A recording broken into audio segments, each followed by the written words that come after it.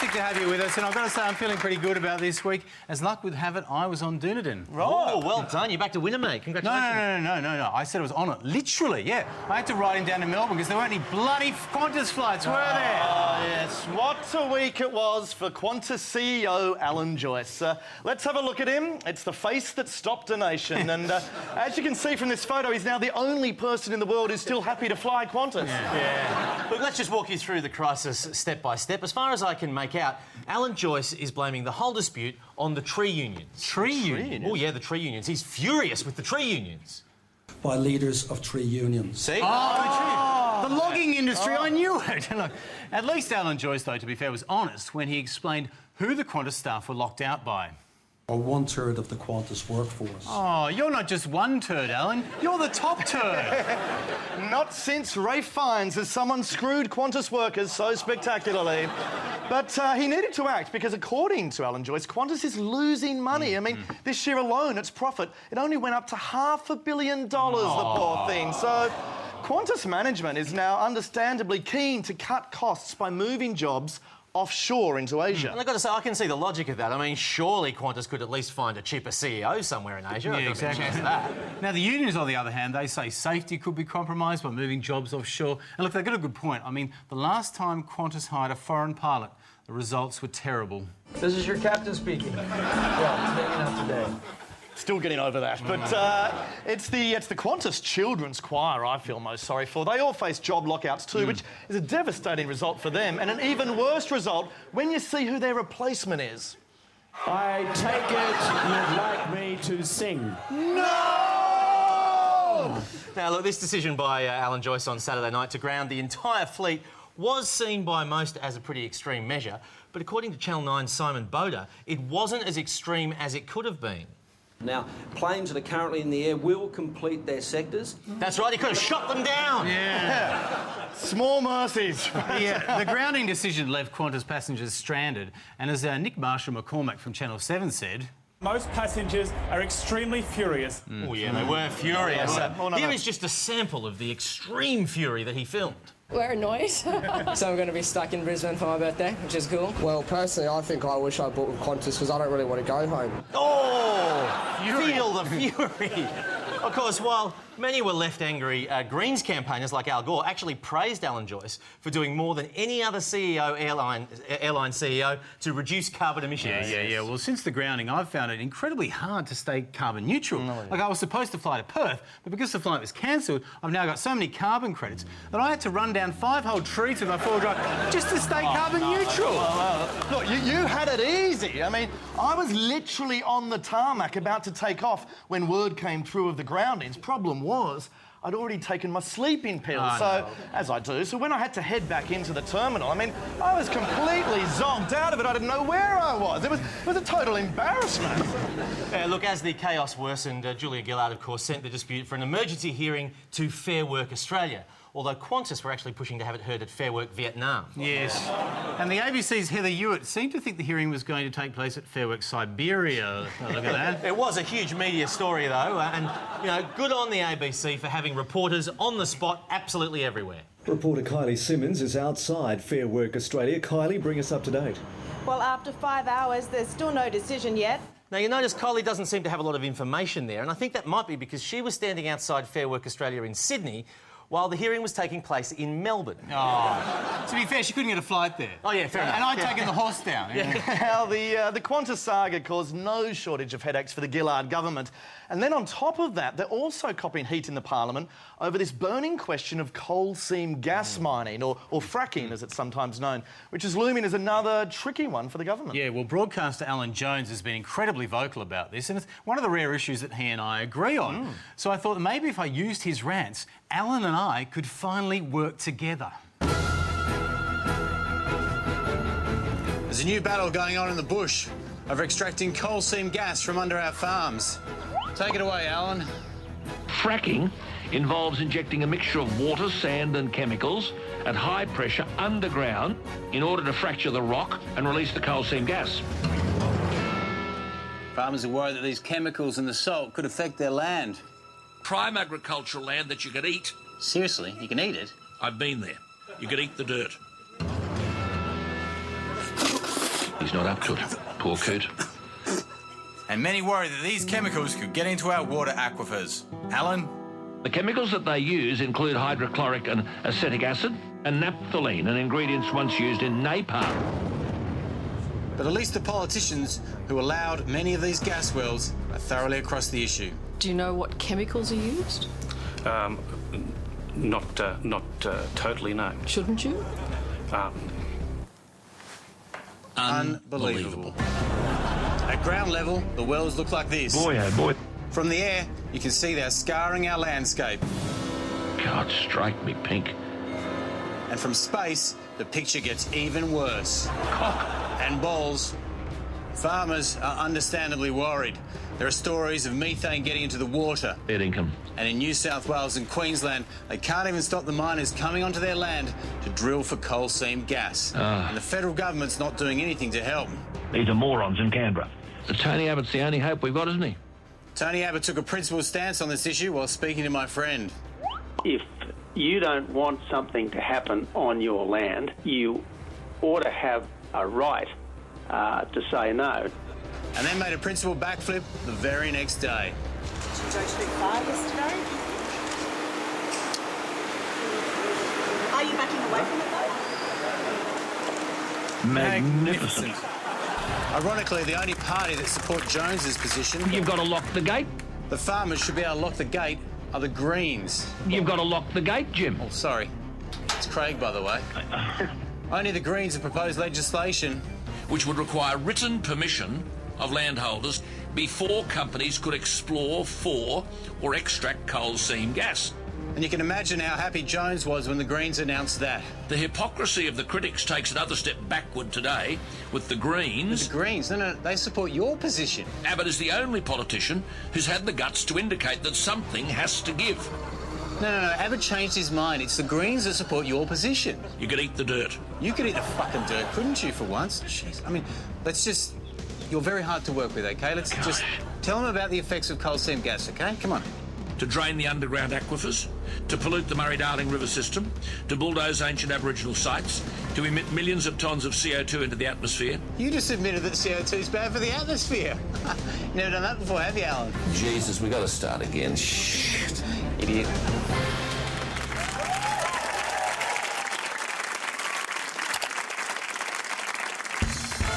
For decades, Qantas has had a safety record second to none. But its decision to leap into new markets in Asia left furious Qantas workers no option but to strike. Everyone from baggage handlers to pilots say that the move into Asia is symptomatic of a wider trend at the airline towards belt tightening, which they believe increases the likelihood of a crash.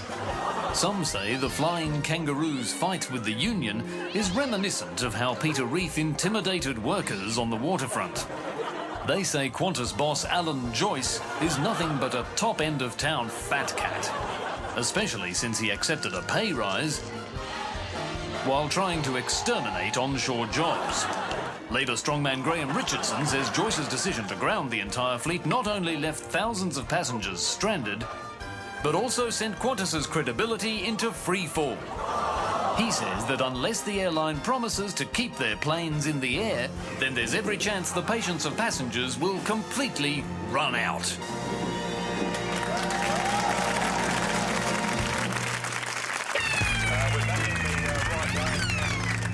Police media training with Detective Superintendent Clive Pugh. When apprehending a suspect, it's important to use clear and direct language at all times. For instance, don't say... Stop! Say... Please desist your motion or motions and assume a position consistent with stillness at this particular point in time. Similarly, don't say... Put your hands in the air! Say... Elevate your hand or hands upwardly in a northerly direction at this particular point in time. And if shot, don't ever say... Ow! Ow! Oh! Say... Bullet wound or wounds I've received to the chest are giving me a sensation consistent with pain or pains at this particular point in time. All times. Now you're communicating. Thanks, Clive. Well, the field is all set here at Flemington for the Leadership Stakes. They're under starters' orders. And away, Gillard got out of the barrier well, half a length back to Wayne Swan and Stephen Smith. Bill Shorten also starting to make his move on the inside. He comes highly fancied into this race, fancied mainly by himself. It's Shorten and Greg Combay, half a length back to Paul Howes, who's keen to make this a photo finish just because he likes being in photos. At the 400 mark, and Gillard starting to wobble despite being ridden incredibly hard by jockey Bob Brown. Half a length back to Mark Upbid, now sneaking up alongside Shorten. The pair of them ride on Gillard's heels, planning to make their move. A further length and a half back to Tony Abbott, who's just been saying nay, nay, nay since he left the gate. Tucked behind him is the Silvertail Turnbull. Plenty of money on him today. All of it is owned. At the 1200, and Black Caviar actually won the race some 2 minutes ago, but will stay with the main pack where Gillard now looks well and truly out of it. A length and a half back to Kim Kardashian, who's getting a dream run with the media here. Have you ever seen a mare get so much mileage while doing so little?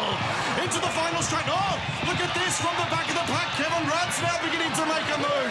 A horse we all thought had been put down for good is starting to claw his way back in. Unbelievable. It's Rudd and Kardashian. Rudd and Kardashian neck and neck. And while I've got your attention, can I just say that the proposed changes to the pokey laws will kill this country? But then I would say that because I work for the gaming industry. Rudd and Kardashian going to the line. It's going to be incredibly close, provided Alan Joyce doesn't ground either of them. Can Kevin Rudd just get there? No, he can't. Kim Kardashian takes out the 2011 Leadership Stakes. I have no idea who she is, but this impeccably bred import from America has once again demonstrated that she's the only person anyone in this country gives a toss about. Back to you in the studio.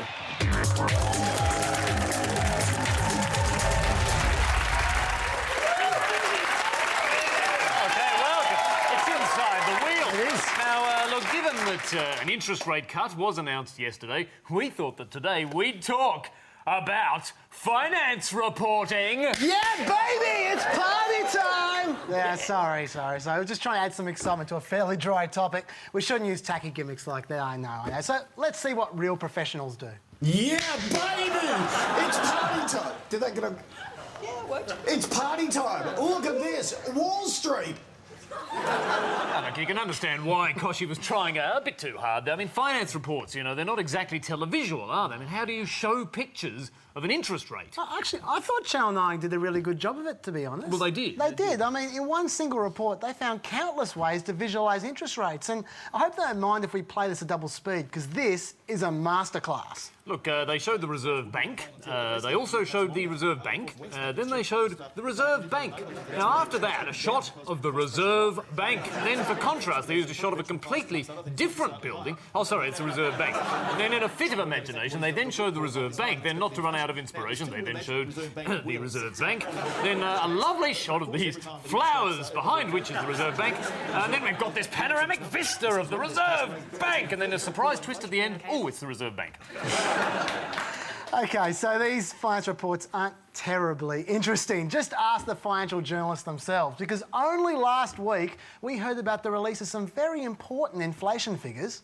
Now, these figures were one of the main things influencing whether interest rates would go down or not, so they really mattered. So it was intriguing, wasn't it, to compare the level of media interest in the Queen that day to the number of journos who showed up for the inflation figures. Poor old Swanee, he's struggling. Now, he needs to talk to Ross Greenwood. Greenwood knows how it's done. Look at these graphics. The fear of failure by banks or government turned global markets into a one-way roller coaster, heading down. I mean, the man's turned financial coverage into a video game. I mean, it's spectacular, isn't it? And the ABC, they use fancy graphics for their reports too, although the ABC's budget's a little smaller than Ross Greenwood's. Let's see if I can put you to this test. If we lease the Coonell desalination plant, proceeds maybe $2 billion. Oh, look, don't worry about the ABC. Don't you worry. The ABC are learning. In fact, they've learnt a thing or two from Greenwood himself. OK, so let's say you have a roller coaster. The problem with graphics, of course, is they're expensive. Yeah, you know, except for Quentin. But a cheaper way of illustrating your finance report is to stand beside a ridiculous novelty character. The monopoly man knows that the more money that goes through cash registers, the more the prices will rise. That's inflation. I mean, seriously, what kind of idiot would use a large, fluffy character to add interest to their TV show? I mean, how cheap. Anyway, another trick finance reporters use is to link their stories to something people are interested in. Like, for instance, this week it was the Melbourne Cup. Yeah, so we ended up with all kinds of Melbourne Cup references. I mean, seamlessly woven into interest rate reports like this is the black caviar of rate decisions and this horsey gem. Winners everywhere, but the biggest winners, Australian homeowners, in the 2:30 Reserve Bank Derby. The Reserve Bank Derby? That's ridiculous. What do horses know about interest rates? Oh, well, quite a lot, actually. They're quite experts. I mean, Mackay Diva fills in for Alan Kohler every Friday.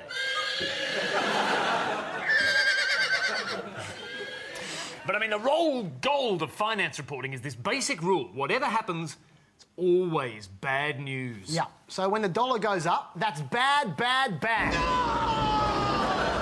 And when the dollar goes down again, now that's bad, bad, bad. Now, when retail spending is weak, that's a massive problem. But when retail spending's strong, that's a massive problem. And of course, when jobs go down, that's terrible and heartbreaking. Whereas when jobs surge, that's terrible, agonising.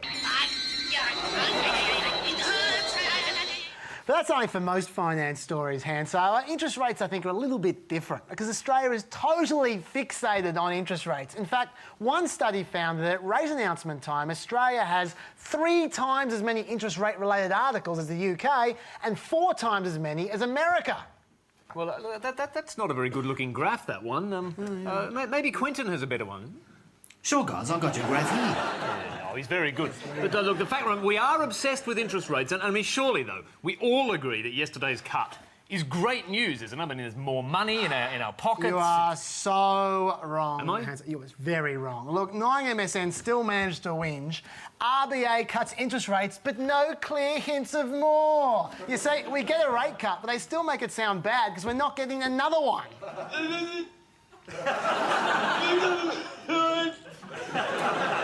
I mean, what's with these gloomy economists? I mean, isn't there one finance expert out there who can just give us a shred of optimism? Well, actually there is, yeah, but I'd be careful what you wish for. Yeah, baby! Unfortunately, not enough of you buggers watched us up for that. It's your fault.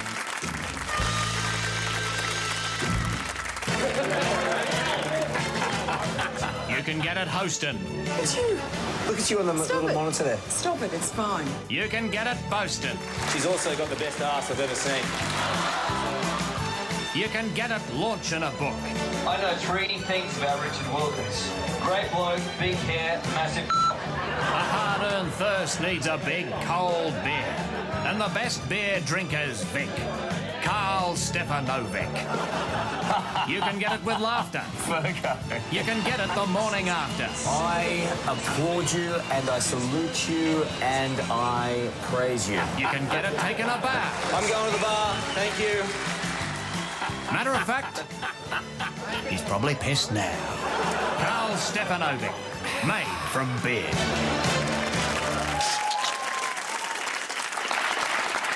Look, sorry to interrupt the show. We're just going to have to stop for a second. We wouldn't ordinarily do this, but I've just been handed a memo by the ABC saying it's been at least 15 minutes since anyone's promoted the slap. Yeah, that's we're really sorry about that. That is our oversight, and we're obviously happy to make amends for that now. In fact, we can go one better by giving you a little taster of the sequel that's already in production for next year. Today, my cousin Hector turns 40. Happy birthday, Hector. Hey, that's enough. Our son was slapped in the face and you just stood by and watched. Well, that's Harry's party trick. He's a former Big Brother contestant. What do you expect? King of the world. You saw that man get his penis out. I think we all wanted to slap Hugo with our penis that day. Arresting me for a bit of harmless fun. I'm friends with the boy and with the penis. But why the turkey slap? Why couldn't you have just teabagged him or something? I was working my way up to a teabagging. Fuck you! Fuck you! Fuck you! Fuck you! Our son's head is not some toy drum for your friends to bang their dicks on. This is bullshit. I'm going to take some cocaine because that's what middle-class Australians do.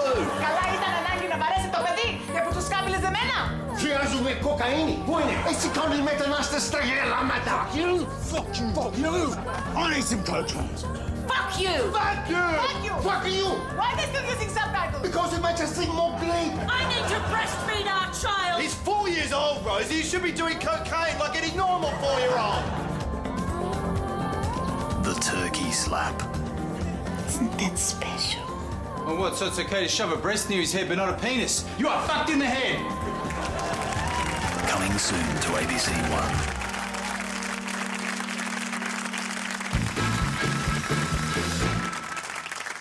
Carl Bernstein, Bob Woodward, Chris Masters. Their names are synonymous with investigative journalism. And while some suggest that it's a dying art, the investigative tradition lives on every day in newsrooms around the world. For the modern investigative journalist, the day begins at 10 a.m. beside the fax machine, waiting for a press release that tells him what story to cover. A good story requires time and patience, so the investigative reporter will sometimes spend 8, 9, even 10 minutes sifting through the morning's press releases in search of a good tip-off. Using his contacts, which are usually found at the bottom of the press release, he arranges a secret meeting with the publicist, the talent, and the rest of the media. This particular scoop is about an impending celebrity visit. All of us here at Crown are incredibly excited to announce that Sarah Jessica Parker will be joining us here in Melbourne. The Crown manager here has made some potentially explosive claims about his levels of excitement. The reporter knows that he can't yet publish those claims unless he's able to have them verified by a second source. Another secret meeting with the publicist follows, whereupon he convinces her to go on the record herself. Yes, we're incredibly excited. But of course, the PR industry isn't the reporter's only source for a scoop. An investigative TV reporter, for instance, follows his nose all the way to his local newsagent, where he pores over the morning papers to find a hot story that he can regurgitate for the evening news. Attention to detail is everything. He'll take note of the talent that's quoted in the news article and track them down to have them repeat the same quotes verbatim for his story. Sorry, in the article this morning you said the standards were absolutely disgusting. So can we just go again with you saying that? If it all looks like laborious, painstaking work, that's because it is. But great democracies are built on accountability and open scrutiny. And thanks to all the dedicated investigative reporters of today, journalism's proud investigative tradition has never looked stronger.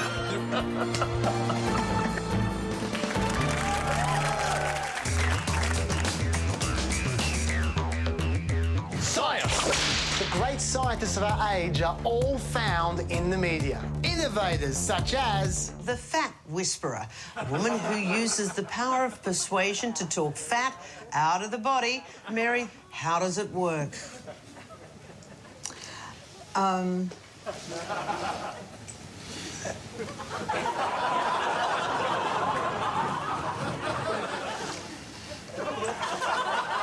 Then there's Rob, who famously discovered that you shouldn't wear sloppy joes on TV. But if you really want to make it... Oh, no! But if you really want to make it as a scientist, you're going to have to get yourself in the news. And that's not easily done because science is boring. So when does science become news? When it's about global warming. 63% of science mentions in the media are either to do with climate change or renewable energy or pollution. Whereas if you're studying bioterrorism, just give up now. Any story about climate change is big news, no matter how unlikely. Global warming will rob Italy of its pasta. Mamma mia! It will cause us all to be cannibals. And it will create incredible shrinking sheep. leaving farmers to take extreme measures to keep their sheep the right size. All good stories, all win a Nobel Prize for getting in the news. The next thing you'll need to get your research into the news is one of these squirty things. Squirty things are involved in every medical discovery ever.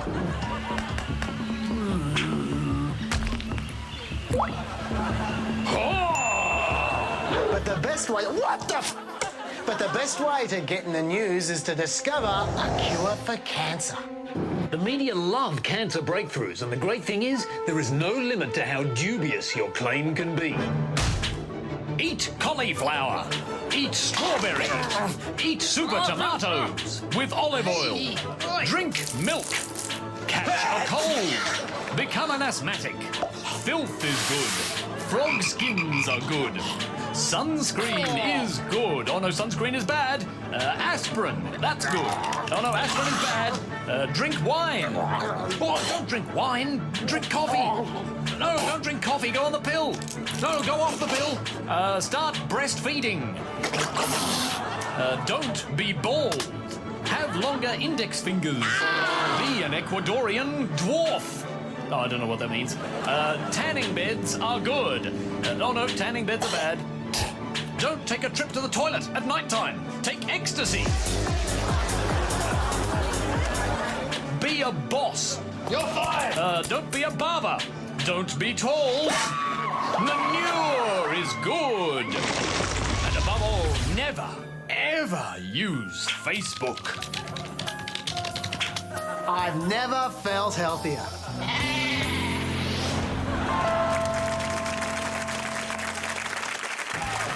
I sing like a cow.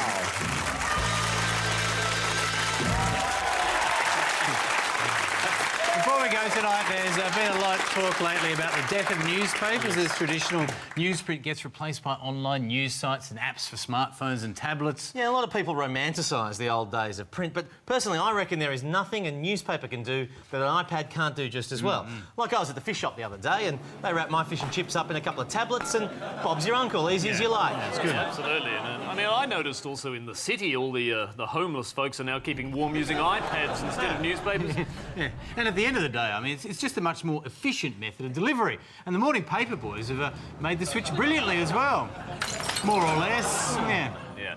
Look, finally, we had just had word through minutes ago from London. The UK Court of Appeal has ruled that Julian Assange will be extradited to Sweden. Ooh, yeah, apparently Assange has already said that he will be launching another appeal to Alan Joyce to ground all flights to Sweden. So, not sure how that'll go. Be sure to join us again next week in the Hamster Cage. Until next Wednesday, have a great time. See ya.